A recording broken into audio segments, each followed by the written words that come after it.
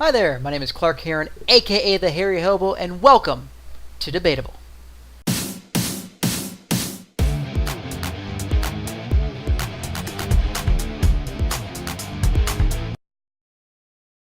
Hello there, once again my name is Clark Herron, and I am your host for my new video series, Debatable, in which we'll be talking about heavily discussed sports topics in which really separate different families, friends, very difficult to talk about and very much more difficult to actually find an answer.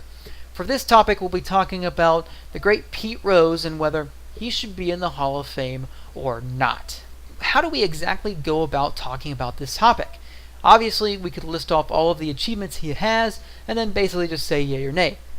But it's a little bit more complicated than that. Simply, what we're going to start with is the criteria necessary to even get into the Hall of Fame, and then in order to get 75% of the vote. So, what does a player have to do in order to get into the Hall of Fame? Well, they have to look at several different factors.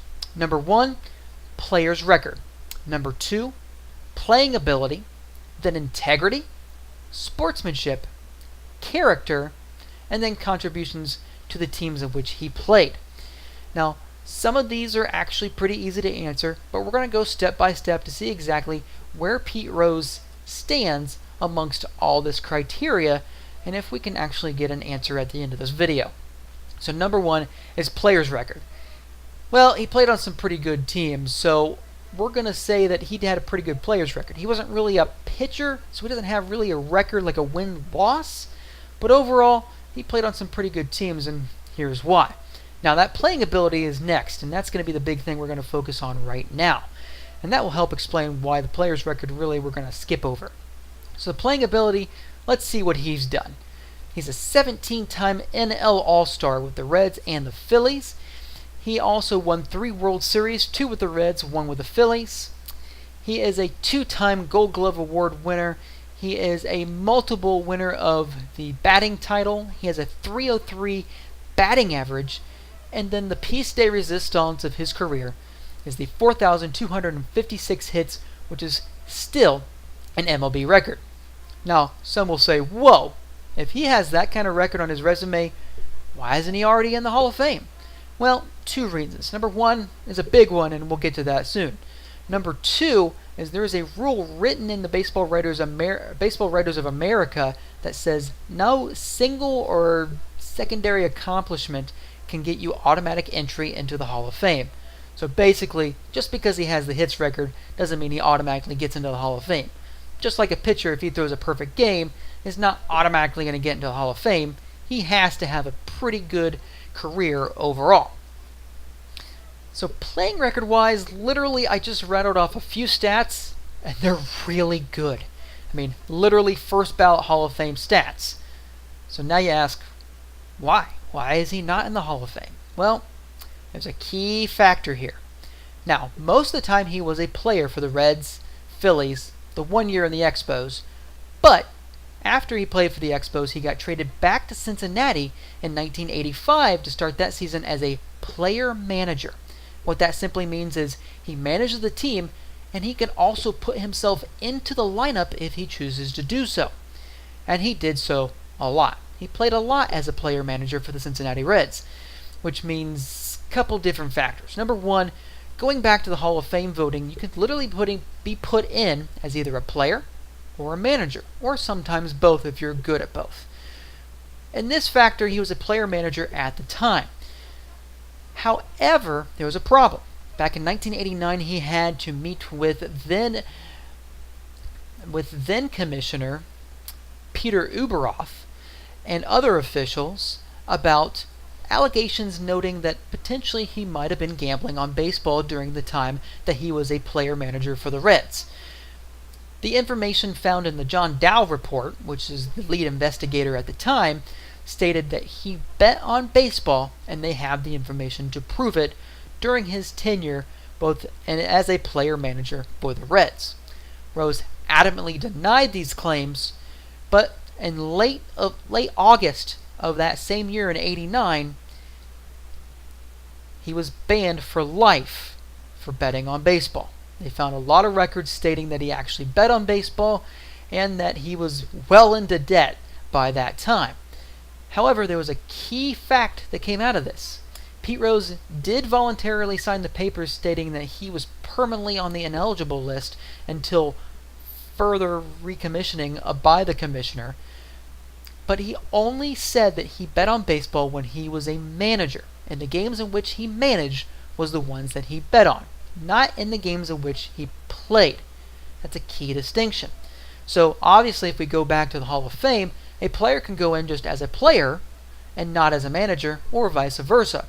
So if that were true, if he literally bet on baseball simply as a manager, literally the credentials that I just listed off easily gets him in as a player.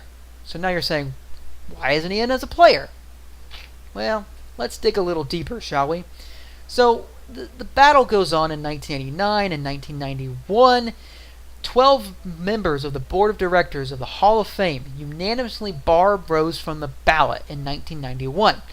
He will begin eligible again if a commissioner reinstates him before December of 2005. Pretty long date, but since 1991 he has been banned from being allowed into the Hall of Fame. So fast forward a few years. This kind of statements, or things kind of happened along the way. People kind of forgot that this situation went on, and then all of a sudden, 6 years later, Rose applies for reinstatement. However, the application was never formally ruled upon. No one really looked at it. And then Commissioner Bud Selig, a little bit later, was dealing with a few things. So then 1999 comes along. He has the greatest ovation at the All-Century team during the World Series of Game 2, has a huge ovation. The biggest out of all the players that were there, he was the biggest. This what kind of really sparked more questioning about, did he actually bet on baseball? So he continues on. He says in an interview that he admitted that he had gambling problems with then Commissioner Bud Selig in a 2002 meeting. So at least the talks have been started at this point. Then 2004, what really sparked this whole debate, what really got this going and gave it some really good footing, in 2004 he came out with his book titled My Prison Without Bars, basically stating, hey, I bet on baseball, it's a sad thing, but I did it as a manager when I was a player manager for the Reds. This is what I've been living with.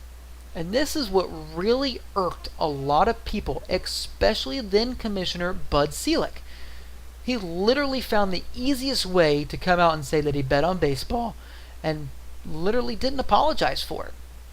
And Bud Selig literally got upset about it. And then Mr.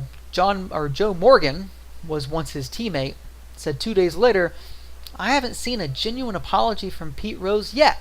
Writing a book is the easy way out. Plus, you profit from it. End quote.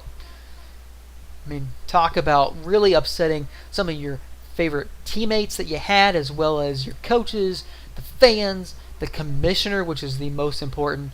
So that really didn't help things. And that was right at the time that the Hall of Fame was going on. So he was really stealing the limelight of Dennis Eckersley and Paul Molitor, who was then being sent into the Hall of Fame. Fast forward some more years. Now we're in 2013, and Bud Selig, still having talked with Joe Morgan, they allow him to come back to honor the Big Red Machine having their 30-year anniversary. It's another great moment for Pete Rose, but he is yet to really be looked at. Fast forward a few more years. Now Commissioner Robert Manfred is really having serious talks with Pete Rose at this point. He's literally considering bringing him back and allowing him to be put on the Hall of Fame ballot in order to be potentially in the Hall of Fame where potentially he belongs. Well, I mean, he was literally one more meeting away. So one of the last meetings he's going to have about this with Rob Manfred. Rob Manfred starts talking about some things here and there, and then all of a sudden 1 week later comes out the infamous Notebook. This book comes out in 2015, in June of 2015, a little over a couple years ago. This notebook comes out stating that not only did he bet on baseball as a manager, but he bet on baseball as a player in the games in which he played. Ouch. Literally one of the worst things that he wanted to come out. Literally the smoking gun of this information. And recently interviewed that season, Mr. John Dowd, who was the lead investigator back in '89, basically saying, quote, "This does it. This closes the door," end quote. And really, it's kind of hard to say, what else do you have, Pete? You've been lying about it for years. You've been talking your head off. You finally admitted to it in 2004, which might be a little too late, trying to basically profit off of it as well. And then information comes out and saying that you've continued to lie all these years. Oy. So now we're in 2017. There's been no more talks. This discussion has really reached an endpoint, an impasse, really. Really, the discussion prior was really 50-50. You had fans that were nostalgic to him, that wanted to be a part of the Big Red Machine, that loved watching him play in the 70s and 80s, wants him to be in the Hall of Fame. And really sports fans as well. Me being one of them. Back in 2006, I did a paper in which that I vehemently argued that he should be in the Hall of Fame as a player if he did not bet on baseball and the games in which he played. Well, new information comes out, and now I'm literally on the other side of this discussion. He broke the rule number 21, which says you cannot gamble in which the games that you play or manage while you're an actual member of the Major League Baseball. So he broke a rule. He lied about it for years. Asked for reinstatement. Asked to be reinstated to go to the Hall of Fame, knowing that he vehemently, bold-faced lied to people trying to get entrance to save his legacy. Unfortunately, he was destroying his legacy all the same. So I'm going to have to agree with Mr. Dowd at this point. Literally, Pete Rose, you've done everything in your power to try and keep yourself out of the Hall of Fame. As much as the biggest sports fan in me wants to see the greatest hitter of all time, the all-time hits record, go into the Hall of Fame, where honestly his playing criteria deserves to be. But let's go back just a little bit to those criteria again. Remember when I said integrity? Ugh. Even though it's very vague, much like sportsmanship and character are, all three very vague in these criteria, but literally a character that doesn't care about lying, his integrity is shot. Now granted, sportsmanship, some would say, well, he ran over a catcher during the World Series. He did, but that's just being hustle and playing the game at 110%. So I'm totally fine with that. Contributions to the team, obviously that's there as well. But that integrity and character are huge. And when you're literally trying to speak with now Commissioner Manfred about the potential of being back into consideration for the Hall of Fame and getting reinstated to Major League Baseball, and he finds out that you're lying, yeah, that's not going to work out too well. So again, we're at an impasse. What do? We've got all the information needed to make a decision. Well, my decision is pretty simple. He should never be reinstated to Major League Baseball. He created this prison without bars, and he's going to have to suffer for it. Now, I can't look into the future, and maybe sometime down the road there'll be a commissioner that will look at it and say, you know what, maybe after all this time, maybe we'll allow you in. But remember, Shoeless Joe Jackson, one of the greatest players of all time, is still not in. And he played back in 1908, 1909.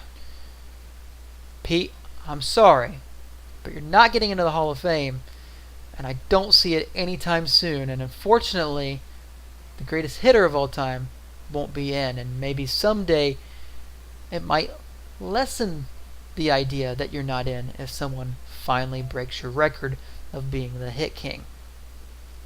So that discussion, fairly simple, a lot of information being out there, was heavily debated for a long time until all this information kind of cleared everything up. Now, some of the next debates that I have videos coming out for are definitely going to be ones that are much more opinionated and very difficult to find an ultimate answer, which is going to be fun to talk about as well as trying to figure out exactly how we're going to answer that. I definitely want to thank absolutely everyone for watching. This is the first of very many episodes. If you have any ideas for me about what kind of discussions that you want to hear about that really has your family torn, your friends torn, what have you torn, let me know in the descriptions. Let me know what you liked, what you disliked, what you want to hear about. And let me see if I can get to them, and we'll talk about it some more. Thank you very much for watching the first ever episode of Debatable. I see many, many more to come. As for now, my name is Clark Herron, aka the Hairy Hobo, and I'm out.